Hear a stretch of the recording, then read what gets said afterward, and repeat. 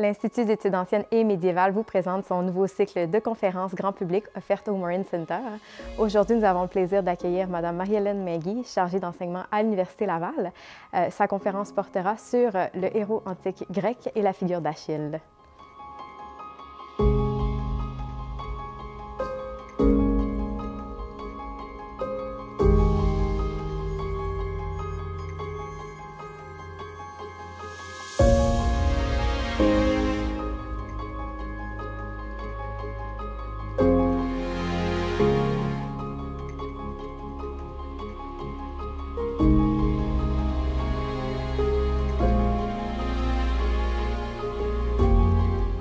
Bonsoir.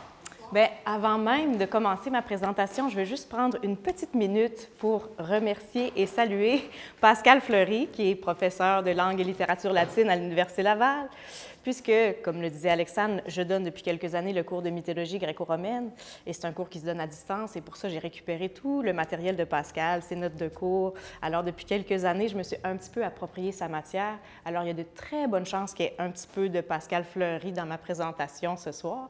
Donc, je tenais à la nommer, à la remercier. Voilà, c'est fait. Maintenant, il va être question du héros antique grec ce soir. Donc, on va s'intéresser, on va essayer de définir grossièrement ce qui caractérise le héros antique grec. On va essayer aussi de regarder ce qui le différencie ou ce qui le rapproche du héros moderne, en quoi il s'éloigne de notre conception de l'héroïsme aujourd'hui. Et on va se pencher plus particulièrement sur la figure du héros guerrier, donc les héros guerriers qui sont mis en scène dans l'Iliade d'Homère. Et sans surprise, on va se pencher plus particulièrement sur la figure d'Achille, qui est le héros guerrier grec par excellence et qui est la figure principale de l'Iliade d'Homère. Donc, je ne vais rien réinventer ce soir, là, vraiment. C'est simplement un petit prétexte, en fait. C'est pour se faire plaisir. C'est un prétexte pour partager ou vous remémorer des épisodes mythologiques qui sont en lien avec Achille et avec la guerre de Troie. Et c'est aussi, en fait, c'est surtout une façon d'essayer de se donner envie de lire ou de relire les poèmes homériques, et en particulier l'Iliade qui met en scène Achille.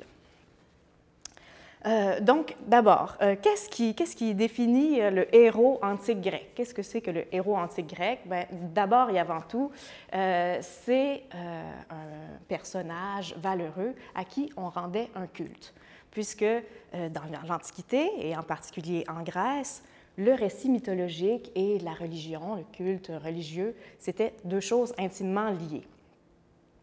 Et donc, on vouait un culte aux héros antiques comme on vouait un culte à une divinité. Tous les différents héros à qui on vouait un culte, bon, ils avaient tous des natures différentes et des figures différentes, mais on peut relever tout de même, dans l'ensemble des récits qui mettent en scène des héros, des caractéristiques qui reviennent régulièrement. Donc, une première caractéristique, c'est une naissance extraordinaire. En général, le héros antique grec, il est souvent d'origine semi-divine, donc il naît d'une divinité et d'un mortel. On peut penser par exemple à Héraclès, qui est le fils de Zeus et d'Alcmène, à Persée, qui est aussi le fils de Zeus et d'une mortelle qui est Danaé, à Énée, qui est le fils d'Anchise et de la déesse Aphrodite, et donc à Achille aussi, dont il va être question ce soir, Achille, qui est le fils d'une divinité marine, Thétis, et d'un mortel, Pélée. Donc, en général, une origine semi-divine, bon, je dirais, ce lien avec la divinité n'est pas toujours aussi direct, mais en général, le héros antique a toujours une ascendance divine, et souvent, la divinité avec laquelle il va être lié par les liens de sang, elle va transparaître à travers sa personnalité. Donc, d'abord, une naissance semi-divine, bien souvent, enfin, liée à une divinité, mais aussi une naissance qui est en général marquée par l'opposition, c'est souvent une naissance qui n'est pas voulue, qu'on essaye d'empêcher. Donc, souvent marquée par l'opposition, mais aussi souvent marquée par des éléments fantastiques. Alors, voilà. Déjà, vous avez ici l'image de Danaé, par exemple, Danaé qui est la mère de Persée. eh bien, le père de Danaé s'était fait prédire qu'il mourrait de la main de son petit-fils. Donc, il avait enfermé sa fille Danaé dans une tour pour empêcher qu'elle ait une descendance. Mais Zeus, qui s'était épris de Danaé, a réussi à déjouer le père de Danaé et s'est introduit dans la tour en se transformant en pluie d'or. Et il s'est introduit, donc il a réussi à s'unir, à féconder Danaé, et c'est ainsi qu'elle a donné naissance à Persée. Et quand le père de Danaé a appris la naissance de Persée, il les a enfermés dans un coffre et les a jetés à la mer. Donc, on voit très bien, par exemple, dans la naissance de Persée, ces trois caractéristiques. Une naissance semi-divine, une opposition et des éléments fantastiques. Pour ce qui est de la naissance d'Achille, le héros dont on va parler en particulier ce soir, Achille est fils de Thétis, une divinité marine, et donc il y avait plusieurs dieux qui convoitaient Thétis, qui espéraient pouvoir l'épouser, mais un oracle avait annoncé que la descendance de Thétis, le fils de Thétis, allait surpasser son père. Ce qui a donc refroidi la plupart des dieux qui espéraient pouvoir s'unir à Thétis, et ils ont donc décidé qu'ils l'uniraient à un mortel. Mais donc, ils l'ont uni à un mortel contre son gré. Thétis, donc, n'était pas vraiment consentante, ne désirait pas s'unir à un mortel, et sur l'image que vous voyez, c'est Pélée, justement, qui essaie de se saisir de Thétis, et Thétis, qui est une divinité marine, qui avait la possibilité de se métamorphoser, elle en essayant d'échapper à Pélée, se métamorphose, elle prend différentes formes. Mais comme Pélée a été conseillé par Chiron, qui s'y connaissait bien en métamorphose, il a su réussir à retenir Thétis malgré ses métamorphoses, et au bout d'un moment, à force de métamorphose, elle était épuisée et a accepté de l'épouser. Mais elle le faisait, bien entendu, à contre-cœur. Et ce qui la rendait malheureuse, c'est d'avoir une descendance mortelle. Alors, elle a beaucoup cherché, elle a eu plusieurs enfants avec Pélée, mais elle cherchait toujours à donner l'immortalité à ses enfants. Elle s'y prenait maladroitement, souvent ça se résolvait par un échec. Il y en a quelques-uns qu'elle a brûlés, qu'elle mettait au feu pour essayer de les rendre immortels. Donc, elle a eu plusieurs enfants avec Pélée. Aucun n'a survécu avant l'arrivée d'Achille. Et donc, il y a différents récits qui racontent de quelle façon Thétis a essayé de donner l'immortalité à Achille, mais vous connaissez sans doute le récit le plus connu, qui est celui où elle l'a trempé dans les eaux du Styx en le tenant par le talon. Elle l'aurait trempé dans les eaux du fleuve des Enfers, et elle l'aurait trempé en le tenant par le talon, et donc elle aurait donné l'immortalité à son fils, mais son talon, qu'elle tenait toujours, était resté, lui, vulnérable. Donc voilà pour la naissance d'Achille, qui est, elle aussi, marquée une naissance semi-divine, on a un élément d'opposition et des éléments fantastiques. Donc voilà pour cette première caractéristique. Maintenant, en général, le héros antique grec aussi va connaître au courant de sa jeunesse certains épisodes qui vont annoncer, qui vont préfigurer ses exploits futurs, donc qui vont annoncer sa personnalité. Vous avez ici, je ne sais pas si je le cache, peut-être, est-ce que je suis trop devant l'écran? Je peux descendre. Vous avez ici une image du jeune Héraclès, qui est encore dans son berceau avec son frère Iphiclès, puisqu'Alcmène avait eu deux enfants. Un enfant de son mari Amphitryon, Iphiclès, qu'on voit à droite, et Héraclès, qui était né de Zeus. Et donc, Héra, épouse de Zeus, jalouse, avait envoyé des serpents dans la chambre du jeune Héraclès, et donc des deux enfants. Iphiclès qui tente de se sauver, et Héraclès, lui, qui saisit de ses deux poings les deux serpents pour les étouffer. Donc, voilà cet épisode de sa toute jeunesse qui préfigure, évidemment, la force, la grande force physique d'Héraclès. Il y avait également un autre épisode de l'enfance d'Héraclès, qui racontait qu'il aurait tué son maître de musique, alors que celui-ci le réprimandait. Il se faisait réprimander par son maître de musique et il l'aurait tué. Alors, donc, c'est ce genre d'épisode qui annonce, bon, non seulement la force surhumaine d'Héraclès, mais aussi son caractère impétueux. Et donc, notre ami Achille, on revient à notre ami Achille, lui aussi a connu dans sa jeunesse un épisode qui annonçait sa personnalité, sa figure de héros guerrier. Puisque à la naissance d'Achille, il y avait un oracle qui avait annoncé qu'il allait mourir jeune. En fait, selon certains récits, Thétis lui aurait donné le choix. Sa mère, Thétis, lui aurait dit, soit tu vas vivre longtemps, mais tu vas vivre dans l'ombre, soit tu meurs jeune et tu vas connaître la gloire. Et Achille, bien entendu, va choisir la gloire. Donc, on sait déjà dès sa prime jeunesse que Achille va mourir jeune. Et c'est ce qui ne fait pas le bonheur de sa mère, Thétis, qui veut le préserver de cette mort hâtive, pardon. Et donc, elle ne veut pas qu'il participe au conflit de la guerre de Troie. Et pour essayer d'éviter cela, dans sa jeunesse, elle le déguise en femme, elle l'habille en femme et va le cacher parmi les filles de Lycomède, chez Lycomède. Mais c'est Ulysse, l'industrieux Ulysse, qui est l'incarnation de l'intelligence rusée. Ulysse qui est mandaté pour aller chercher Achille. Et donc, Ulysse a la ruse il prend l'apparence d'un marchand pour arriver à la cour de Lycomède. Il prend l'apparence d'un marchand, il arrive avec différentes marchandises, des bijoux, des bibelots qu'il présente aux filles de Lycomède. Mais parmi son étalage, il a placé une épée. Et quand discrètement il joue un petit peu de la trompette, un air guerrier, il réveille les instincts guerriers du jeune Achille déguisé en femme qui, lui, va se saisir de l'épée. Et c'est l'image que vous avez ici, le jeune Achille déguisé en femme qui se saisit de l'épée et qui se trahit lui-même et qui, finalement, doit suivre Ulysse pour prendre part à la guerre de Troie.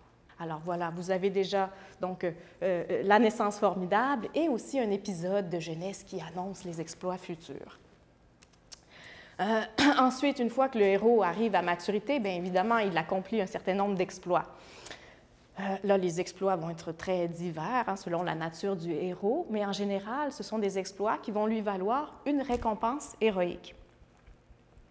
Bien souvent, les exploits que vont accomplir ces héros-là, ça va être, par exemple, d'avoir à pacifier un territoire. Souvent, ils vont éliminer une menace. Alors, ils vont libérer un peuple, une nation ou un territoire d'une menace. Ça peut être un animal sanguinaire ou ça peut être un monstre qu'ils vont éliminer. Et une fois qu'ils vont avoir accompli cet exploit, qu'ils vont avoir libéré le territoire de cette menace, bien souvent, ils vont obtenir comme récompense héroïque de régner sur ce territoire. Donc, ils vont obtenir la royauté ou parfois aussi le mariage, puisque ça va leur permettre, par exemple, d'épouser la jeune princesse du peuple qu'ils ont libérée, par exemple. Bon, là, je vous ai mis des images, peut-être que je vous ai mis des images de différents exploits. Là, vous avez en haut Héraclès qui affronte l'hydre de Lerne, et dans l'image du bas, toujours Héraclès qui affronte le lion de Némée, donc 2 des 12 travaux, et vous avez à droite Thésée qui affronte le Minotaure. Donc, ce ne sera pas le cas d'Achille. Achille ne va pas débarrasser un territoire d'une menace quelconque. Les exploits d'Achille, ce sont des exploits à la guerre, des exploits guerriers, et sa récompense héroïque, il ne l'obtiendra pas de son vivant. La récompense héroïque d'Achille, c'est la gloire qu'il a choisie, c'est l'immortalité, mais l'immortalité dans la mort, l'immortalité posthume à travers les yeux des autres. Voilà donc pour les... j'ai oublié de dire aussi que la plupart des héros, lorsqu'ils accomplissent des exploits, sont accompagnés d'une divinité en général. Rarement le héros va accomplir sa quête seul, il est en général accompagné d'une divinité qui va l'aider dans sa quête. C'est le cas d'ailleurs d'Achille aussi qui va être tout au long de l'Iliade accompagné de sa mère Thétis qui va toujours être à ses côtés. Donc voilà hein, une naissance formidable, un événement dans la jeunesse ou dans l'adolescence qui annonce les exploits futurs, des exploits arrivés à maturité que le héros va accomplir accompagné d'une divinité, et finalement l'obtention d'une récompense héroïque. Bon, il va y avoir tout de même certains personnages mythologiques qui vont remplir certaines de ces caractéristiques, mais qui ne seront pas pour autant qualifiés de héros parce qu'ils ne seront pas honorés par un culte. Alors vraiment, pour être désigné héros dans l'Antiquité, il fallait être donc honoré par un culte. Mais qu'est-ce qui faisait que l'on choisissait un personnage parmi un autre pour lui rendre un culte? Bien, c'est assez difficile de répondre à la question. Le critère premier n'est pas un critère moral, puisque, par exemple, on vouait un culte à Oedipe, hein, qui tue son père et marie sa mère. On vouait un culte à Médée, par exemple, qui a commis des meurtres atroces. Hein, même Euripide en a fait la meurtrière de ses enfants. Mais on continuait pourtant, quand même pour autant, à l'époque classique, à rendre un culte à Médée. Sans doute que les héros antiques incarnaient tout de même certaines valeurs communes et constituaient tout de même des modèles à imiter. C'est la définition propre d'un héros. Mais ils étaient présentés vraiment de façon nuancée et leurs actes étaient très souvent peu recommandables et même souvent condamnables. Ce qui est très différent de l'héroïsme, de notre conception de l'héroïsme aujourd'hui. En général, si on désigne quelqu'un de héros, c'est justement, le critère moral est assez primordial en général. C'est souvent par les actes de quelqu'un, par sa personnalité, par ses actions vertueuses qu'on va qualifier quelqu'un de héros. Le héros va être d'autant plus héroïque à nos yeux s'il est issu d'un milieu modeste, hein? S'il a eu à traverser un peu d'adversité là, hein, pour arriver, là, pour accéder au statut de héros. Hein? On est d'autant plus admiratif devant ce type de héros. Et aussi, on a tendance à préférer qu'un héros garde une certaine humilité. Hein? Même les héros les plus flamboyants. Si on pense, par exemple, d'ailleurs, j'ai des images, c'est vrai, allons-y, assumons-les. J'ai hésité avant de mettre ça. On change complètement de registre. Le choix était très large, j'en ai choisi quelques-uns. Mais donc, même la figure du super-héros, par exemple, hein, ces héros très flamboyants, là, dont on était très exposés par les super-héros dernièrement, là, grâce à Hollywood. Donc, le super-héros qui a des super-pouvoirs, même le super-héros, avant d'obtenir ses super-pouvoirs, souvent a une personnalité discrète, maladroite. Hein, c'est quelqu'un... et même une fois qu'il a acquis ses pouvoirs, hein, ses pouvoirs de super-héros, mais souvent, il va conserver un alter ego qui est maladroit, humble, et auquel nous, on va s'attacher. Hein. Très souvent, même, on va être... Hein, je regarde Clark, là, qui est tout aussi attachant, sinon plus, que le héros lui-même. Eh bien, ça va être tout le contraire pour le héros antique, et en particulier pour le héros guerrier qui est représenté dans l'Iliade. Le héros guerrier, dans l'Antiquité, il ne devient pas héros par des actes vertueux. Il ne devient pas même héros parce qu'il accomplit des exploits guerriers. Ce qui le fait héros, c'est qu'il naît héros. Il naît héros, il naît dans l'aristocratie, dans une société très hiérarchisée, et c'est son statut de héros à la naissance qui fait en sorte qu'il va être amené à accomplir des exploits guerriers. Alors donc, on va se pencher, justement, on va bientôt se pencher sur le texte lui-même de l'Iliade pour observer ces héros guerriers. Mais avant de se pencher là-dessus, étant donné que l'Iliade, ça nous raconte un petit pan de la guerre de Troie, j'avais dit qu'on était ici pour se faire plaisir, je vais prendre quelques minutes pour reculer en arrière et raconter les causes de la guerre de Troie, avant qu'on entre dans le texte de l'Iliade lui-même. Donc, qu'est-ce qui a causé ce conflit entre les Grecs et les Troyens? Il faut donc remonter au mariage de Thétis et Pélée. Vous les connaissez maintenant, ce sont les parents d'Achille. Donc, lors du mariage de Thétis et Pélée, il y avait la majorité des divinités avaient été conviées aux noces, mais Eris, la discorde, la déesse de la discorde, n'avait pas été conviée. Et frustrée de ne pas avoir été conviée, elle a décidé qu'elle allait semer la bisbille. Et donc, elle a lancé au milieu des convives une pomme d'or sur laquelle il était inscrit « à la plus belle ». Et donc, ce sont les trois déesses que sont Athéna, Héra et Aphrodite qui vont se disputer cette pomme d'or. Et donc, on va se retourner vers Zeus pour qu'il tranche ce concours de beauté. Mais Zeus, prudent, lui, n'ose pas se prononcer sur une question aussi délicate.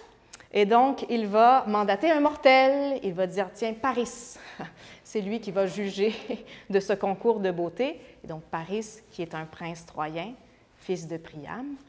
Et donc, c'est l'image que vous avez ici.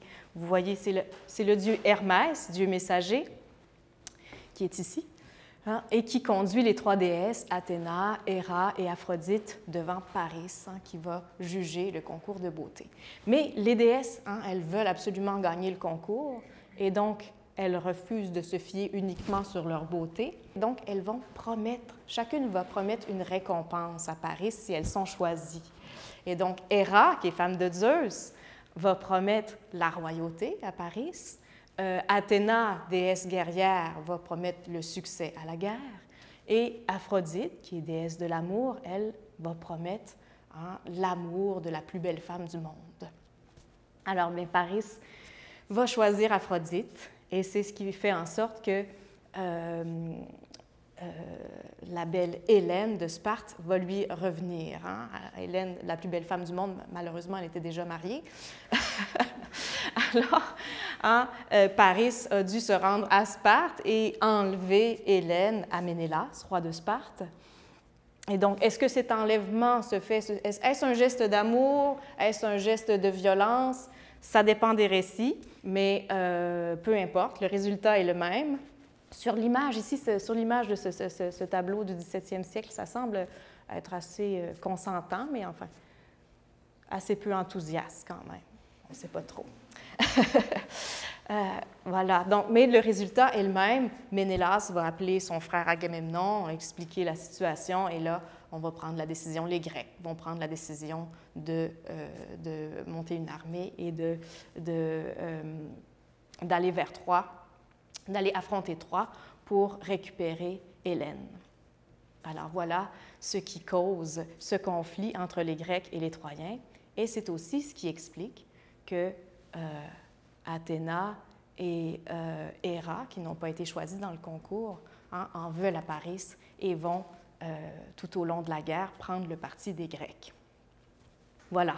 Mais au début de l'Iliade, on arrive au début de l'Iliade, on va finir par arriver au texte. Au début de l'Iliade, la guerre de Troie a commencé depuis plusieurs années déjà. Il y a 9 années qui sont passées. On est au début de la 10e année de la guerre. Et ça ne va pas bien du côté du camp des Achéens, puisque la peste qui ravage les soldats. Et donc, on va s'interroger, on va dire, mais pourquoi sommes-nous affligés par ce fléau? Et donc, on interroge le devin Calchas, qui va révéler que c'est en fait Apollon qui est en colère. Apollon est en colère parce que son prêtre, Chrysès, a été outragé par Agamemnon. Agamemnon lui a pris sa fille comme captive, Chrysès, et refuse de la lui rendre.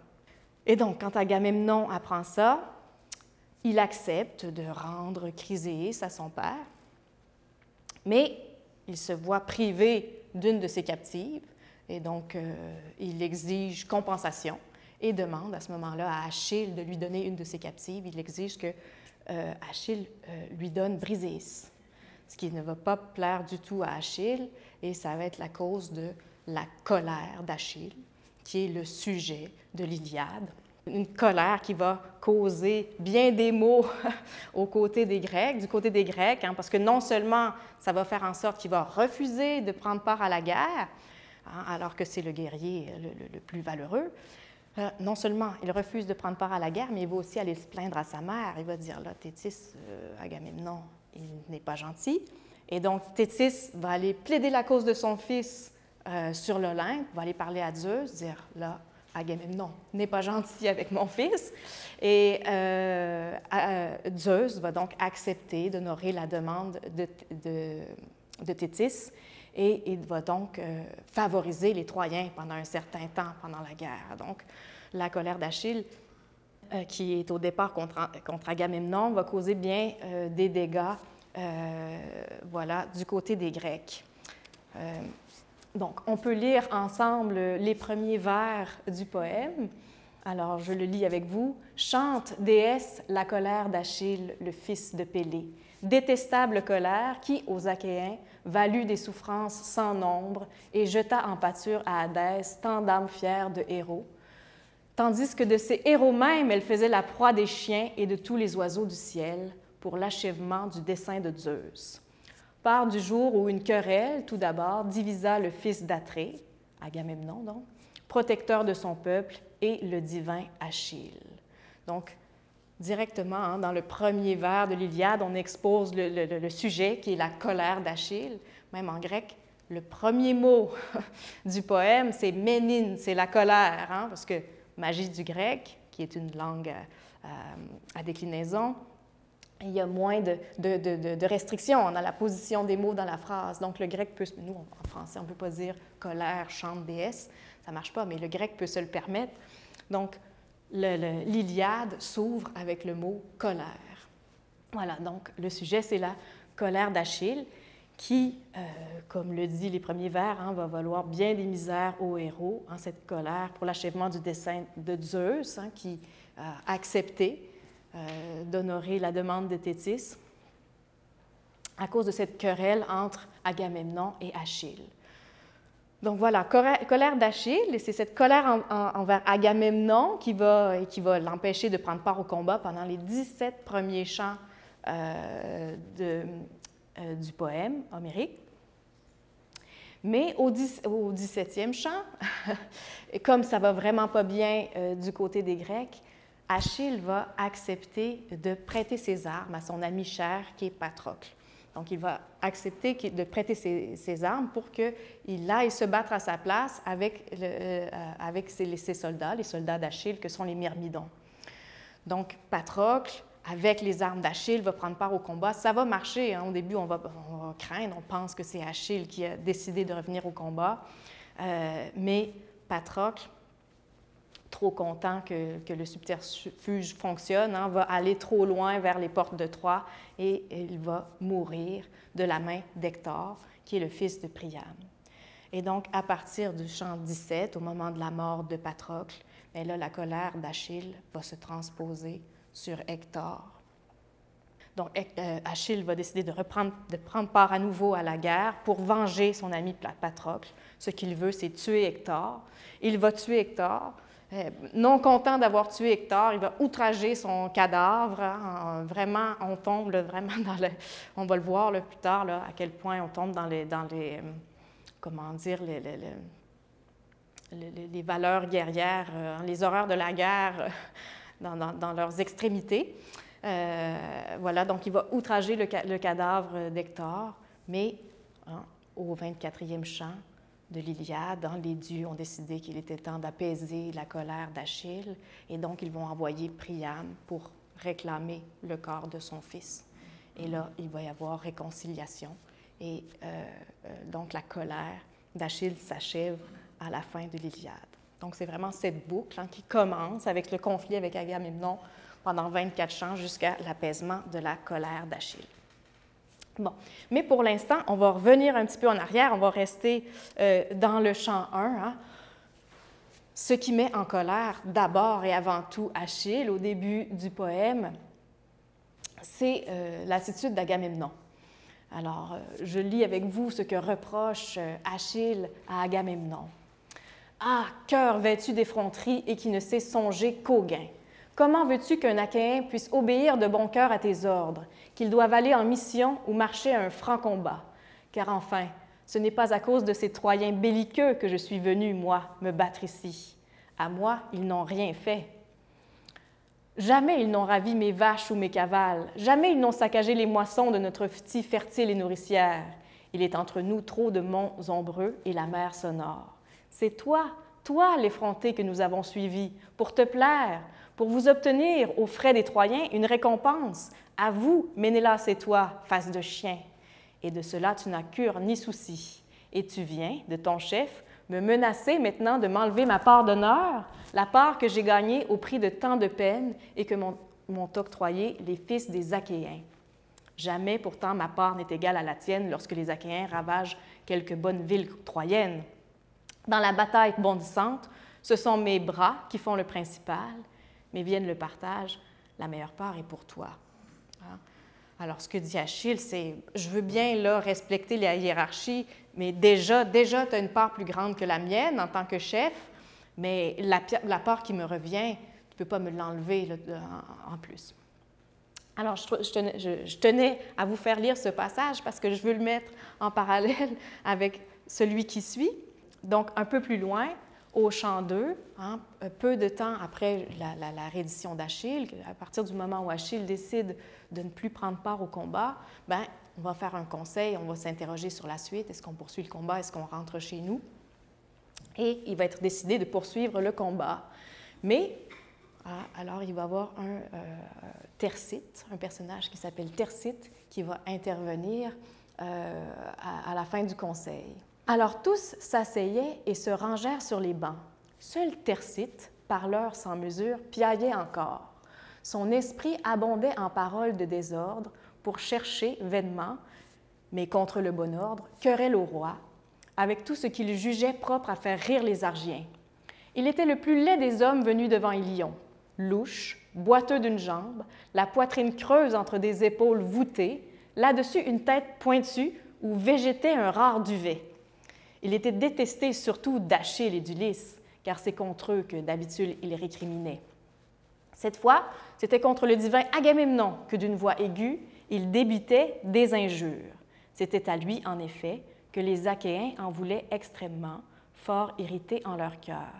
Aussi, criant très fort, Thersites querellait Agamemnon.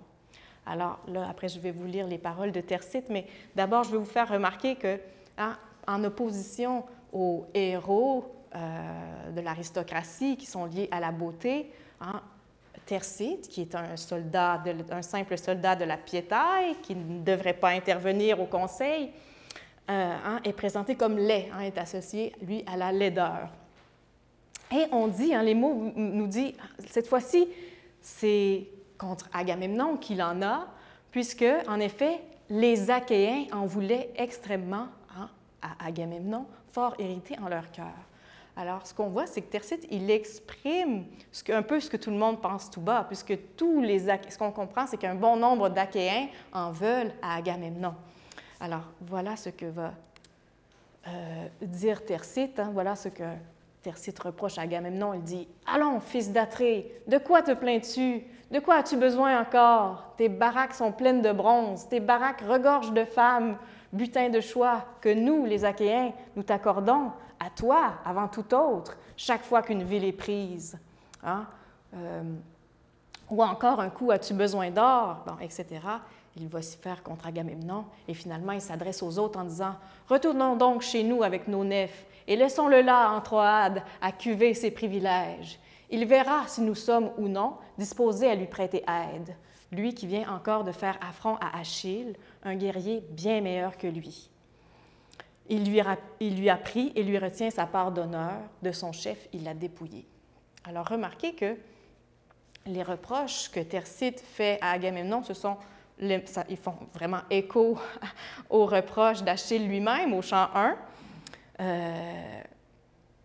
Mais on voit très bien que, étant donné qu'il est issu, lui, de la piétaille, qu'il est un simple soldat, il ne peut pas se permettre de prononcer des paroles de cette façon.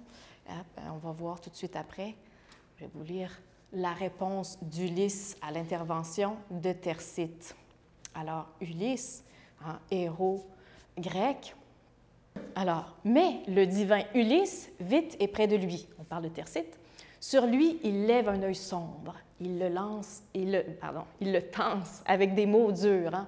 Tercite, tu peux être un orateur sonore, mais tu parles sans fin. Assez. Ne prétends pas tout seul prendre à partie les rois. Je te dis ceci, moi. Il n'y a pas pire lâche que toi parmi tous ceux qui sont venus sous Ilion avec les fils d'Atrée. Tu pourrais donc, quand tu discours, avoir moins les rois à la bouche et leur lancer moins d'outrages et moins t'occuper de notre retour. Nous savons mal encore la façon dont iront les choses, si c'est triomphant ou vaincu, que s'en retourneront les fils des Achéens. Tu te complais à insulter l'Atride Agamemnon, le pasteur d'hommes, parce qu'il reçoit quantité de présents de tous les héros danaïens, et tu discours, et tu persifles. Bon, alors ça se poursuit. Et finalement, il s'arrête, il dit, et de son sceptre, il le frappe au dos, aux épaules. L'autre ploie l'échine, et de grosses larmes coulent de ses yeux. Une bosse sanguignolante assaillit sur son dos au choc du sceptre d'or. Il s'assied, pris de peur, et sous la souffrance, le regard éperdu, il essuie ses larmes. Et malgré tout leur déplaisir, les autres ont un rire content. Alors, tout le monde va acquiescer, puis tout le monde ensuite va dire « Ah, Ulysse a bien parlé, Ulysse a bien parlé. » Voilà. Et ce que ça montre? Ça montre très clairement à quel point c'est une société hiérarchisée où le simple soldat, non seulement ne peut pas aspirer à devenir héros, mais ne peut pas même prendre la parole à l'Assemblée. Alors que dans cet épisode, il me semble qu'à nos yeux, Ulysse ne nous apparaît pas très sympathique ni attachant. Il me semble qu'on voit à travers cela davantage un héros aristocratique, arrogant, qui va étouffer la voix démocratique. Donc, c'est assez, finalement, différent de notre conception de l'héroïsme. Bon, alors voilà, c'est donc un épisode qui montre bien la hiérarchie au sein des héros guerriers et qui montre à quel point il faut conserver son rang. Mais par ailleurs, les premiers chants de l'Iliade nous montrent aussi que ce récit fondateur qui met en scène des héros, qui devrait marquer davantage, qui devrait annoncer peut-être une plus grande cohésion sociale. On s'attendrait à ça d'un récit fondateur, alors que pourtant, l'Iliade est vraiment marquée par l'opposition, par la rivalité, et même au sein même des Grecs, d'un même camp, il y a plusieurs oppositions et rivalités. Par ailleurs, la grande rivalité qui est exposée dans le poème, c'est-à-dire cette rivalité entre Grecs et Troyens, n'est pas non plus une rivalité morale. On n'a pas affaire à des soldats d'un côté justes et généreux qui affrontent des guerriers cruels et lâches. Dans les deux camps, on est capable de cruauté comme de justice. Et les actes de barbarie sont présents dans les deux camps. Ce qui est peut-être un petit peu plus difficile pour nous dans un récit épique, là où on met en scène des héros, on voudrait, normalement, on attendrait voir une rivalité davantage morale avec des bons qui affrontent des méchants. Et quand il y a déjà 20 ans de cela, mais je n'avais pas l'impression que c'était si loin que ça. Je ne sais pas si vous vous rappelez de ce film de 2004, 3. Donc, Hollywood qui mettait en scène l'Iliade, impossible de respecter cette rivalité d'égal à égal dans un film. Alors, on a fait dans le film 3 d'Agamemnon et de Ménélas. Ils sont exécrables dans le film. Ils sont vraiment présentés comme des méchants, très méchants. Et ils affrontent, ce sont donc les Grecs conquérants, avides de gain, qui affrontent les bons Troyens. Vous voyez que le méchant est flou. C'était pas voulu, mais bon. Et le bon est très clair. Alors, c'est Hector, la figure d'Hector, qui est vraiment le héros du film 3. Donc, oui, c'est ça, donc les Grecs conquérants qui affrontent les Troyens qui, eux, ne font que défendre leur cité, défendre la liberté et défendre l'amour aussi, l'amour du jeune Paris et de la belle Hélène. Donc, nécessairement, il fallait créer cette dichotomie. C'est par ailleurs pas si surprenant qu'on ait choisi Hector comme héros de ce film-là, parce que c'est vrai que quand on lit l'Iliade, sans doute le héros qui est le plus attachant, qui à nos yeux est le plus attachant, c'est davantage Hector, puisque c'est le seul héros qui incarne des valeurs familiales. Entre autres, par exemple, au chant 6, il y a un moment dans l'Iliade, au chant 6, où Hector retourne à l'intérieur des murs de Troie. Il y va au départ pour aller voir sa mère, pour lui demander de faire un sacrifice. Donc, il rentre dans les murs de Troie, il va voir Hécube pour lui demander de faire un sacrifice. Il va aussi croiser Paris et Hélène. Il va essayer d'encourager Paris à revenir au combat. Puis, finalement, il va rencontrer sa femme et son fils. Sa femme qui essaye de le convaincre de retourner au combat. Mais lui, il doit retourner au combat. C'est un héros guerrier qui doit accomplir sa destinée de héros. Il va retourner au combat, mais on voit qu'il se sait condamné. Et donc, il fait ses adieux. C'est une scène très, émouvante. Et c'est un des seuls endroits, justement, où vraiment on montre des valeurs familiales à l'intérieur de ce récit qui nous plonge habituellement dans le champ de bataille. Voilà, donc c'est pas surprenant qu'on ait choisi de faire dans ce film-là du héros à admirer, de choisir Hector. Ce qui est intéressant par ailleurs dans le film, c'est qu'ils choisissent tout de même s'ils ont choisi le beau Brad Pitt pour incarner Achille, ils ont quand même respecté, je trouve, dans ce film-là, la nature d'Achille, ce héros excessif qui, puisqu'il est condamné, il l'a choisi, c'est un choix, il a choisi la gloire. Et comme il sait qu'il va mourir jeune et qu'il veut avoir cette immortalité dans la gloire, bien, il va pousser les vertus martiales jusqu'à leur paroxysme, et en particulier après la mort de son ami Patrocle. Il va se montrer comme un combattant sanguinaire qui est vraiment dans les extrêmes, à la fois proche de la divinité puis des éléments, mais aussi proche de la bête. Donc là, on va regarder des passages de l'Iliade qui illustrent ce côté de notre ami Achille. Alors, on est à la fin du chant 20, au moment où, justement, Achille retourne au combat. Il retourne au combat... oui, c'est ça, au champ 20, sa mère lui a fait forger, a demandé à Héphaïstos de lui forger des nouvelles armes. Et donc, il a ses nouvelles armes et il reprend le combat. Et je vous lis le passage, ça montre vraiment, c'est vraiment un passage où justement il est comparé aux éléments puis à la divinité. Alors, tel un prodigieux incendie fait rage à travers les vallées profondes d'une montagne desséchée, la forêt profonde brûle et le vent qui la pousse en tous sens en fait tournoyer la flamme. Tel, en tous sens, bondit Achille, lance au poing, pareil à un dieu, se ruant sur ses victimes. La terre noire est inondée de sang, de même qu'on attelle des bœufs au large front pour fouler l'orge blanche dans l'air bien construite et que le grain, bien vite, se dépouille sous les pas des bœufs mugissants. De même, sous le magnanime Achille, les chevaux aux sabots massifs écrasent à la fois morts et boucliers. Les cieux sous la caisse et la rampe autour sont tous souillés de sang. Il jaillit en éclaboussures, et sous les sabots des chevaux, et sous les jambes des roues. Le fils de Pélée brûle de conquérir la gloire, et une poussière sanglante souille ses mains redoutables.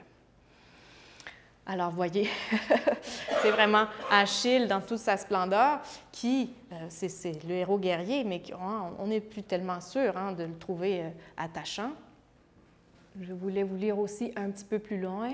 « Je t'en supplie, par ta vie, par tes genoux, par tes parents, ne laisse pas les chiens me dévorer près des nefs achéennes.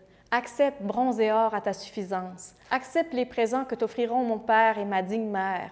Rends-leur mon corps à ramener chez moi, afin que les Troyens et femmes des Troyens, aux morts que je serai, donnent sa part de feu. » Alors, il se sait condamné, mais ce qu'il demande à Achille, c'est au moins « rends mon corps à mes parents pour que je puisse avoir une sépulture. » Ça, c'était très important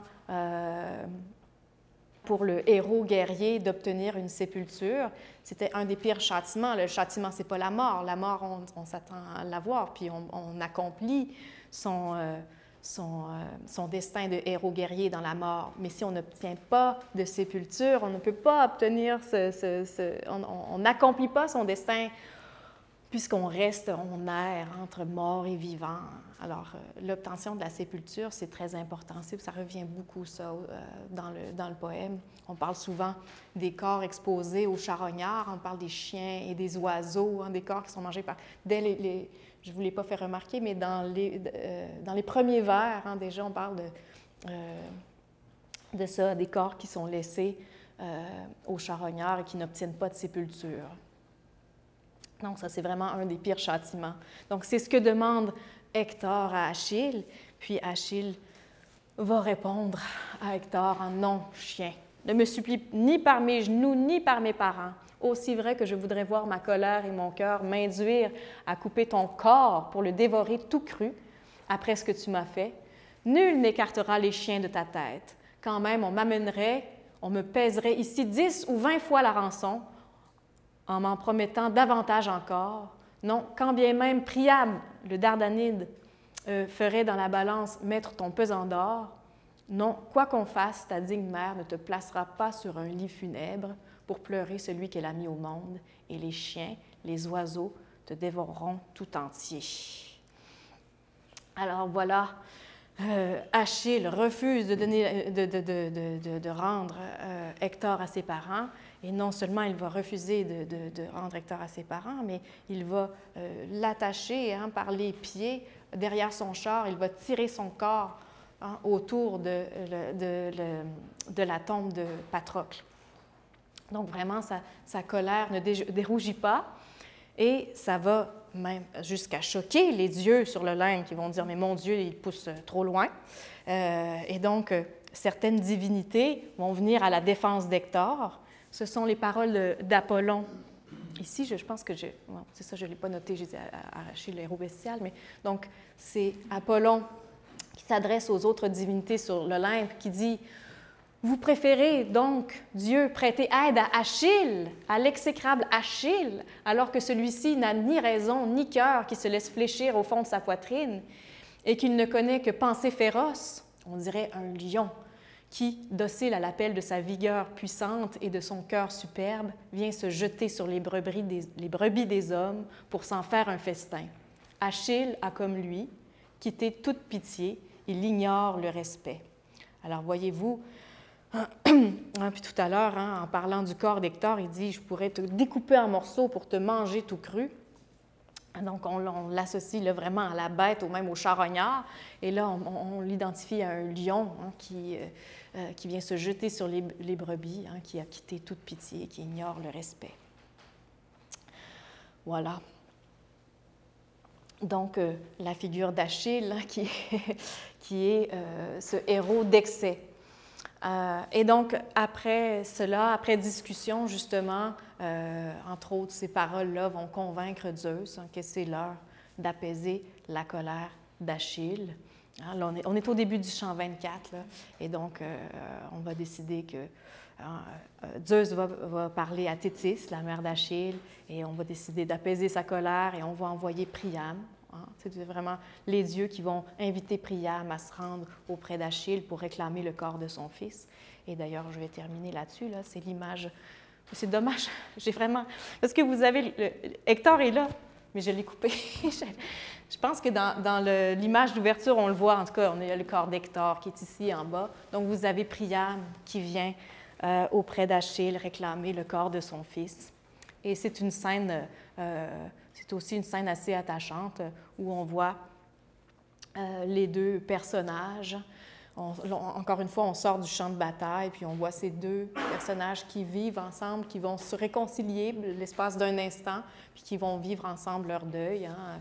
Priam va pleurer son fils, Achille pleure Patrocle. Et ils ont comme un moment de complicité qui est attendrissant et qui vraiment... donc, on sort vraiment pour ce dernier chant, un peu, encore une fois, des valeurs guerrières. Et c'est comme ça que va se terminer l'Iliade, avec cette réconciliation. Et ensuite, Achille accepte de rendre le corps. Et ça va se terminer avec les funérailles d'Hector. Voilà, je pense que je n'ai aucune idée. Je vais m'arrêter là, je ne sais pas si...